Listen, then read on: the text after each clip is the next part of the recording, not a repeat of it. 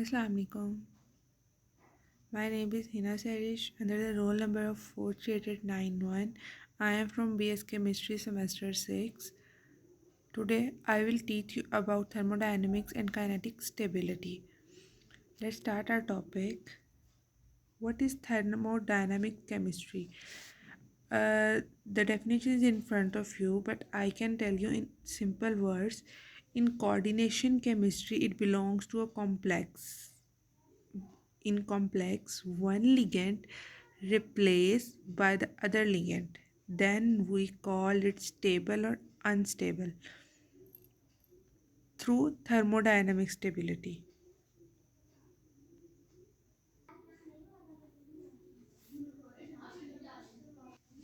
In third statement, we see Gibbs free energy associated with reaction and value of associated equilibrium constant. इसके अंदर फिर वही बात कर रहा है जिस हमारी स्टेटमेंट के अंदर है कि जो थर्मोडायनेमिक स्टेबिलिटी है that directly relates to the free energy. It means it depends on the free energy. इसका स्टेबल या अनस्टेबल कॉम्प्लेक्स का बनना किसके ऊपर डिपेंड करता है? फ्री एनर्जी पे. अगर हम अपनी डेफिनेशन की स्टेटमेंट को रीड करते हैं तो इसमें है कि thermodynamic stability occurs when a system in its lowest energy state और in chemical equilibrium with its environment. अभी हमने क्या बात की कि जब जिब्स फ्री एनर्जी अनस्टेबल होती है, जब इसकी जो नेगेटिवली एनर्जी है जब ये क्या होती है? ज़्यादा, और पॉजिटिवली ज़्यादा हो तो भी ये स्टेबल होती है. तो यहाँ वो हमें लोएस्ट एनर्जी के बारे में बता रहा है. दिस में भी डायनामिक इक्विलिब्रियम इंडिविजुअल एटम और molecule change form their overall number in a particular form is conserved. जब उसकी जो खास शक्ल है वो कंजर्व्ड होती है तब उसकी एनर्जी के ऊपर वो डिपेंड करता है. नेक्स्ट, काइनेटिक स्टेबिलिटी क्या है?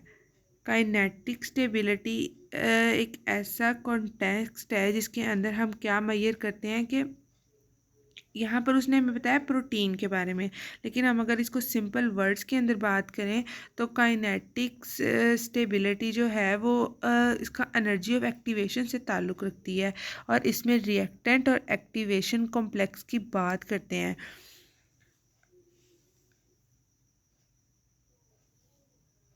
ये इसके फीचर्स के अंदर हमें क्या पता चलता है कि it gives the idea of inert और labile complex.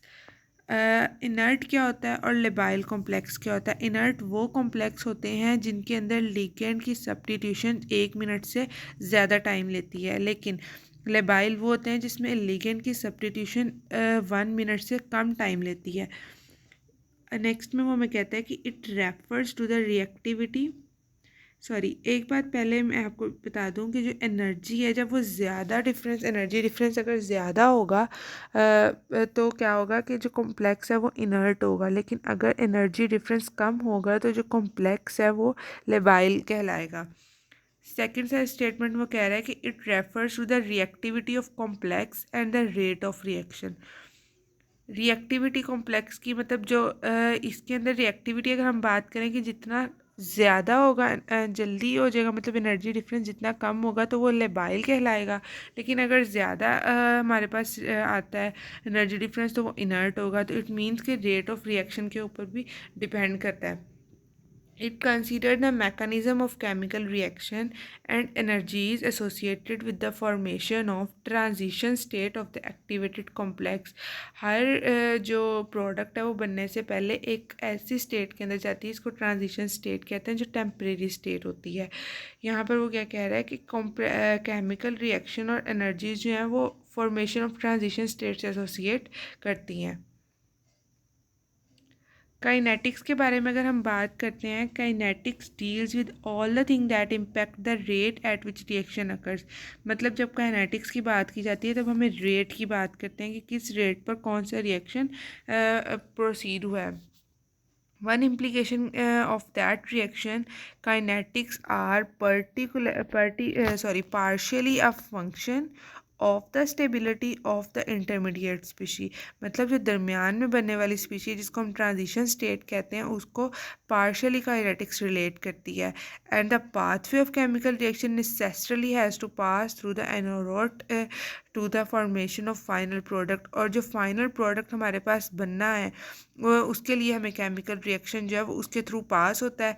If those intermediate are highly unstable, मतलब हाईली अनस्टेबल का मतलब क्या होता है, जिसकी एनर्जी ज़्यादा होती है, और एनर्जी ज़्यादा हो तो वो अनस्टेबिलिटी शो करता है, वो इनिशियल रिएक्टर से रिलेटिव होती है।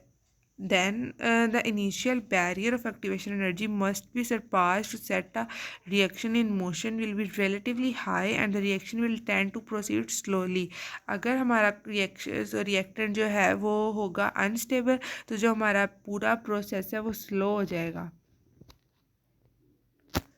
अब रिलेशनशिप अगर हम इसका देखते हैं थर्मोडायनेमिक्स के साथ, तो यहाँ पर आप क्या देख रहे हैं कि ए जो है वो एक ऐसा रिएक्टेंट है, जब ये प्रोडक्ट में कन्वर्ट होता है तो वाई थर्मोडायनेमिक प्रोडक्ट होती है, जबकि एक्स जो है काइनेटिक प्रोडक्ट होती है। ऐसा क्यों है? ऐसा इसलिए है, यहाँ पर जिप्स फ्री एनर्जी की जब हम बात करते हैं तब जो प्रोडक्ट है वो वाई में कन्वर्ट होती है। क्यों? अब इधर आपने एनर्जी का डिफरेंस देखना है, ए और वाई के दरमियान जो एनर्जी डिफरेंस है वो बहुत ज़्यादा है। जितना ज़्यादा एनर्जी डिफरेंस होगा वो उतना ज़्यादा स्टेबल होगा। लेकिन अगर हम काइनेटिक की बात करते हैं तो यहाँ से डॉटेड लाइन तक, एक्स से लेकर डॉटेड लाइन तक अगर आप देखें तो energy difference as compare to Gibbs free energy कम है डिफरेंस। इट्स मीन कि काइनेटिकली ये क्या है, लेबाइल है, लेकिन थर्मोडायनामिकली ये क्या है, थर्मोडायनामिकली ये स्टेबल कॉम्प्लेक्स है। अगर हम स्टेटमेंट रीड करते हैं कि thermodynamically stability is the strictly a function of the change in free energy which is a state function, means its value determined exclusively by the difference between initial and final state. वही बात उसने repeated है ये वाली बात यहाँ पर कि डिफरेंस ऑफ एनर्जी जो है वही हमें हमारे प्रोडक्ट्स के बारे में बताता है कि वो स्टेबल हैं या अनस्टेबल हैं थ्रू थर्मोडायनामिकली और थ्रू काइनेटिकली। हमें क्या पता चलेगा, हमें कैसे पता चलेगा कि थर्मोडायनामिकली स्टेबल है या अनस्टेबल है? ये हम जो है थर्मोडायनामिक और काइनेटिक स्टेबिलिटी का डिफरेंस हम इनके थ्रू स्टेबल और अनस्टेबिलिटी और इनर्ट कॉम्प्लेक्स और लेबाइल कॉम्प्लेक्स की प्रॉपर्टीज से हमें पता चलता है। और थर्मोडायनामिकली स्टेबिलिटी जो है वो totally independent of the pathway between reactant and product. ये इस पर डिपेंड नहीं करती कि कितना ज़्यादा पाथवे होता है या कितना कम होता है, ये जो है ये इंडिपेंडेंट वर्क करती है।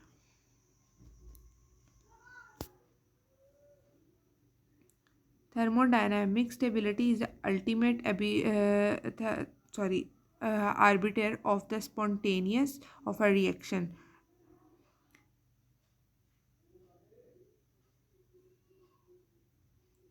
अगर हम बात करते हैं कि थर्मोडायनेमिकली जो है स्टेबिलिटी जो है वो हमारे रिएक्शन को अगर स्लो करती है, देन अगर हम प्रैक्टिस करें इस बात की तो ऐसा जो है हकीकतन ऐसा नहीं होता, फैक्ट चेंज होता है इसमें।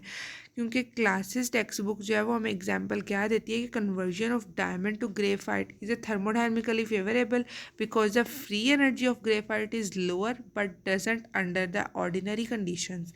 मतलब अगर हम बात करें थर्मोडायनेमिकली तो हमने कहा था कि इंडिपेंडेंट होती है between the pathway of the product and reactant. तो यहाँ पर वो क्या कह रहा है कि डायमंड से जब ग्रेफाइट के अंदर चेंज होना है तो फ्री एनर्जी जो है वो ग्रेफाइट की लोअर होती है because the kinetic of the reaction are extremely unfavourable. अब यहाँ पर आपको डिफरेंस क्लियर हो गया है कि थर्मोडायनामिकली और काइनेटिकली जो है इनके अंदर दोनों स्टेट्स के अंदर चीज़ों की एग्जांपल जो है वो डिफरेंस शो करती है। जैसे कि ग्रेफाइट डायमंड का ग्रेफाइट में चेंज होना थर्मोडायनामिकली तो फेवरेबल है, लेकिन थ्रू काइनेटिक स्टेबिलिटी ये फेवरेबल नहीं है। रिएक्शन अगर हम देखते हैं कि can be thermodynamically unstable but kinetically stable, जैसे हमने प्रीवियस एग्जांपल में देखा, यहाँ पर भी आपको पता चलेगा कि a reaction can be thermodynamically unstable but kinetically stable. How? अब वहाँ पे हमने देखा था काइनेटिकली वो अनफेवरेबल था, लेकिन यहाँ पे है कि the condition are such that the rate of the reaction is zero. अगर हम रेट ऑफ रिएक्शन को ज़ीरो कर दें तो जो हमारा मिक्सचर है, आपको पता है कोल एंड गैस का, आर काइनेटिकली स्टेबल। देखें जो कोल और गैस जो है वो आर काइनेटिकली स्टेबल, क्योंकि कंडीशन ऑफ कंबस्शन है ना वो हम यहाँ पर नहीं ले सकते, क्योंकि टेम्परेचर जो है वो क्या है, यहाँ पर टेम्परेचर जो है वो क्लाइमेट पर डिपेंड करता है कि कितना टेम्परेचर है। और जो सिस्टम है वो थर्मोडायनेमिकली अनस्टेबल हो जाएगा, क्यों? क्योंकि equilibrium of coal and oxygen जो है reaction favours the formation of carbon dioxide, क्योंकि जो थर्मोडायनेमिकली है वो क्या करती है, वो कार्बन डाइऑक्साइड प्रोड्यूस करती है। ठीक है,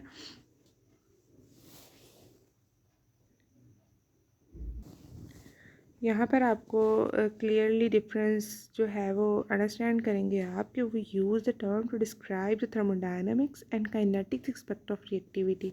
थर्मोडायनेमिक्स के अंदर हम दो बातें करते हैं, स्टेबल और अनस्टेबल की, जबकि काइनेटिक्स के अंदर हम दो बातें करते हैं, इनर्ट और लेबाइल की। और इन नेक्स्ट रेड स्टेटमेंट में आप देखेंगे an inert compound is not inert in the usual sense that no reaction will occur, मतलब इनर्ट जो है वो कोई रिएक्शन जो है वो आपको दे ही नहीं सकता, rather the reaction takes place slower than for labile, मतलब जो दूसरा रिएक्शन है वो स्लोअर होगा किसके लिए, लेबाइल कंपाउंड्स के लिए। वैसे वो कहता है कि no there is no connection between thermodynamic that stability और इंस्टेबिलिटी एंड लेबिलिटी और inertness of a complex towards substitution. वो कहते हैं कि सब्स्टिट्यूशन की अगर हम बात करते हैं तो इन दोनों का आपस में कोई ताल्लुक नहीं है, जो जितना जल्दी बन जाता है वो उतना ज़्यादा स्टेबल होता है। मतलब अगर हम एनर्जी जब फ्री एनर्जी की बात करें तो हम कहते हैं वो स्टेबल तब होती है जब उसकी एनर्जी डिफरेंस जो है वो ज़्यादा होता है, तो वो स्टेबल होती है। और लिबाइल की हम बात करते हैं कि एनर्जी डिफरेंस कम होता है लेकिन बिलो 1 मिनट जो है वो प्रोडक्ट हमें मिल जाती है। यहाँ पर आपके एग्जांपल में देखें कि नाइट्रोजन साइनाइड जो है जब ये रिएक्ट करता है साइनाइड के साथ तो हमारे पास प्रोडक्ट आती है। इसकी हाफ़ लाइफ क्या है, 30 सेकेंड्स। सेम रिएक्शन के अंदर अगर हम इसकी इक्विलिब्रियम कांस्टेंट देखें तो 1 × 10⁻³ है। इस एग्जांपल से आपको equilibrium constant I am sorry equilibrium आपको एक्सप्लेन हो गया है कि इक्विलिब्रियमली जो स्टेबल है वो लिबाइल होती है। अब नीचे वाली स्टेटमेंट, नीचे वाले रिएक्शन में आप देखें कि अनस्टेबल है बट इनर्ट। देखें कि कोबाल्ट अमोनिया जो है वो किसके साथ रिएक्ट कर रहा है, वाटर के साथ। यहाँ पर इसकी हाफ लाइफ है नंबर ऑफ़ डेज़, और इसकी जो इक्विलिब्रियम कांस्टेंट है वो ज़्यादा है, ये पॉजिटिव में है 10⁻25। अब इस ग्राफ के अंदर आपको क्लियरली एक्सप्लेन हो रहा है कि जो रिएक्टेंट है वो ए रिएक्टेंट जब प्रोडक्ट में चेंज होता है तो फ्री एनर्जी का डिफरेंस देखें और एनर्जी ऑफ एक्टिवेशन का डिफरेंस। एनर्जी ऑफ एक्टिवेशन आपको काइनेटिक्स का एक्सप्लेन करेगी, और दोनों जो हैं ये इक्विलिब्रियम स्टेट के अंदर मौजूद हैं। फ्री एनर्जी जितनी ज़्यादा होगी उतना ज़्यादा जो है वो पॉजिटिवली ज़्यादा होगी, उतना ज़्यादा हमारा जो प्रोडक्ट है वो स्टेबल होगा। On the other hand kinetics की अगर हम बात करते हैं तो प्रोडक्ट्स जितना ज़्यादा वो हमारा एनर्जी ज़्यादा होगी उतना ज़्यादा इनर्ट होगा, लेकिन जितना एनर्जी डिफरेंस कम होगा वो हमारा लेबाइल होगा। नेक्स्ट इस एग्जांपल के अंदर देखें कि अगर आपके पास दो रिएक्शन है, दो प्रोडक्ट्स हैं, तो रिएक्टेंट्स हैं ए और बी, उनके पास दो पाथवे हो सकते हैं, पाथवे 1 और पाथवे 2। पाथवे 1 से क्या होता है कि हायर एक्टिवेशन एनर्जी होती है, और 2 से final products at the end. Pathway 1 are lower in free energy, मतलब more thermodynamically, and then those of the end of pathway 2, this means that pathway 1 is thermodynamically favoured, मतलब जब free energy जिसमें ज़्यादा होगी वो स्टेबल होगा और वो क्या कहते हैं फेवरेबल होगा। अगर हम पाथवे 2 की बात करते हैं वो काइनेटिकली फेवर्ड होगा। पाथवे 1 जो है वो थर्मोडायनामिकली, लेकिन पाथवे 2 जो है वो क्या होगा, काइनेटिकली फेवर्ड होगा। That is it poses a lower barrier in term of activation energy and the reaction will proceed more rapidly via this pathway। Consequence क्या है कि काइनेटिक पाथवे जो 2 है will be favoured 1 you unless environmental condition, अगर हमारे पास condition जो है वो बेटर होंगी, temperature, pressure, concentration of catalyst वगैरह, तो जो हमारा रिएक्शन है वो ज़्यादा बेटरली जो है वो प्रोसीड होगा और पाथवे 1 जो है उसको सरपास कर दिया जाएगा। ये देखें, इसके अंदर आपको क्या कहते हैं, इस एग्जांपल में जो हमारा कैटलिस्ट है LDA, वो इसके अंदर आपको काइनेटिक कंट्रोल और थर्मोडायनामिक कंट्रोल जो है वो rate of difference and kinetic equilibrium constant जो वो क्लियरली एक्सप्लेन हो रहा है। अगर हम इसकी समरी की बात करें, समरी के अंदर जो है थर्मोडायनेमिक स्टेबिलिटी है वो किसके अंदर ली जाती है, in term of free energy difference between reactant and product will determine whether a given reaction could be theoretically spontaneous, but kinetic factors will decide whether the reaction occurs in practice under the given environmental conditions, as well as which pathway for the given reaction takes primacy. Thermodynamically and kinetically जो है वो हमारे पास factors जो हैं वो different होते हैं, क्योंकि काइनेटिक्स जो स्टेबिलिटी है वो हमें एनर्जी ऑफ एक्टिवेशन को एक्सप्लेन करती है, जबकि थर्मोडायनेमिकली है वो हमें रिप्लेसमेंट ऑफ लिगेंड जो है वो एक्सप्लेन करती है। Thank you.